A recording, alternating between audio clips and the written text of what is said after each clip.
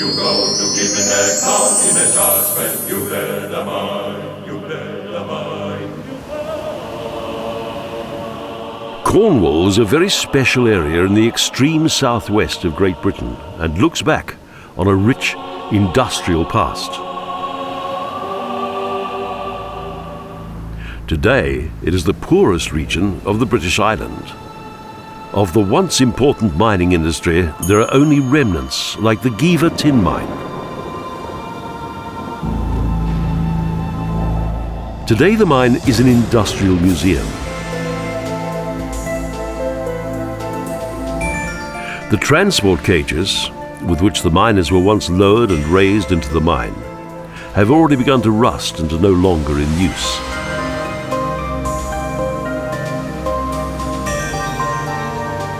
The mine was closed down in 1991.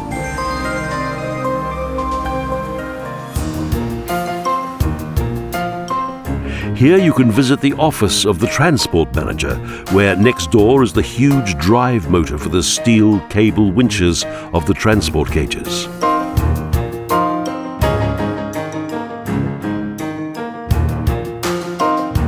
While one cage was brought up, the other was lowered, thus counteracting each other.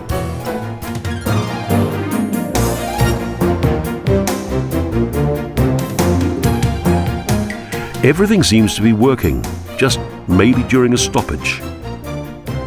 All this is thanks to a group of former miners who wanted to preserve the centuries-old mining tradition.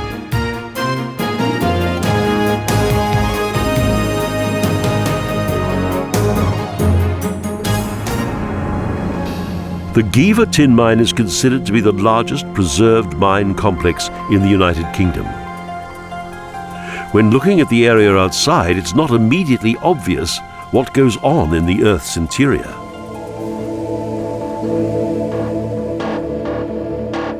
You can see compressors that were used to provide the compressed air for the operation of the hammer drills and other tools, winches and fans.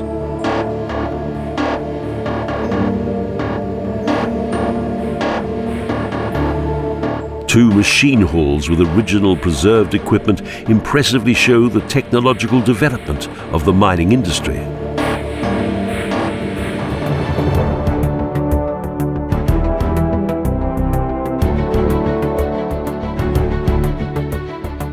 One learns to understand which of the huge drills were used by the brave miners.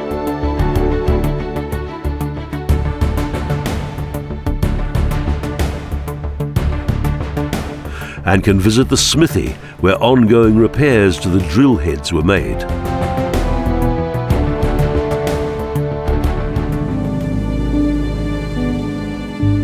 In the rescue station, the rescue team's equipment is still perfectly lined up. In an emergency, everything must be available quickly and without pause.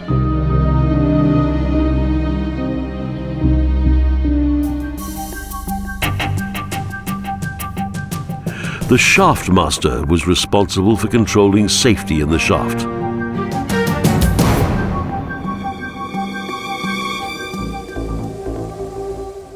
And in front of the halls, there are even newer mine cars parked, which were certainly used until the mine was closed.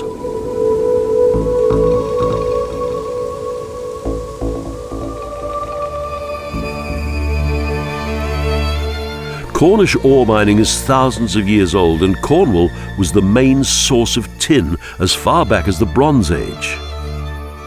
This rare metal was highly sought after and available just here. From ancient times until the Industrial Revolution, the mines here went to ever greater depths and followed the veins of ore.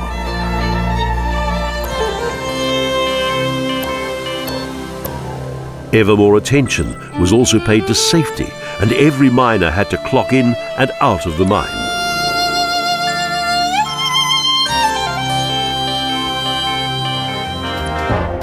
Only after they had done so could they enter the changing rooms.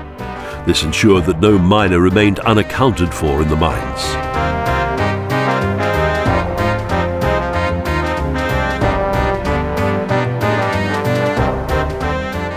Safety precautions had also improved, although mining underground was still a rather dangerous job right until it was closed down. Until the end of the 19th century, Cornwall provided more than half of the world's demand for tin.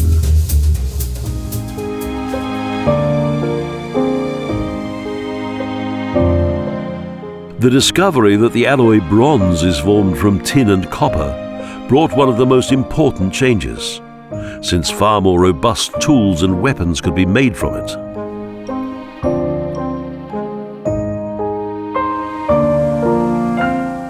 Great Britain, and especially the Cornish region from Land's End to the banks of the Tamar, became the market leader for tin and copper.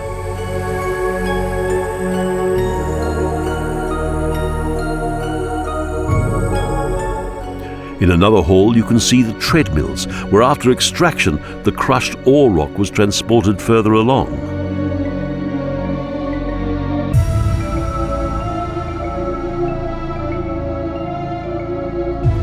They were taken to different stations where the separation from dead rock takes place. The stones are crushed into ever smaller pieces.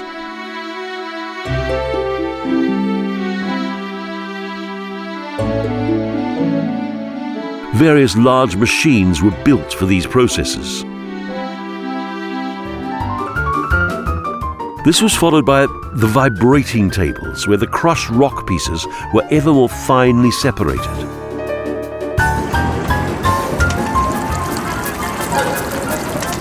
Water was used in the final rinse, so that in the end mainly tin ore was all that remained.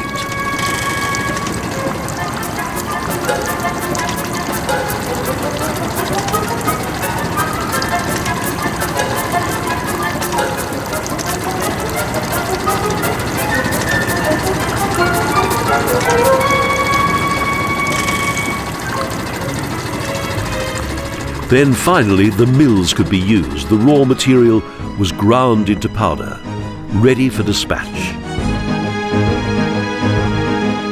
On the way to visit an historical shaft, old mining equipment is there to be seen. In former times, people still worked by hand.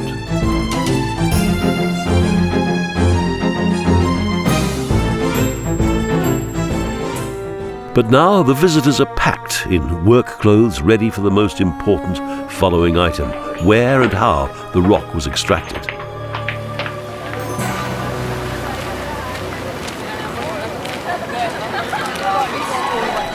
In the narrow and low corridors of the Mexico mine, you can experience the harsh conditions under which the miners once worked.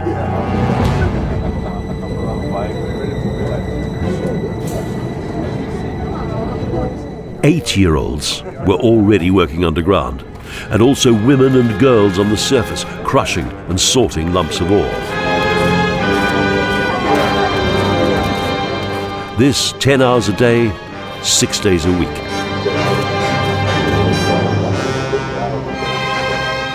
By the middle of the 19th century, about 40,000 people worked underground, but by the end of the 19th century, the boom was over.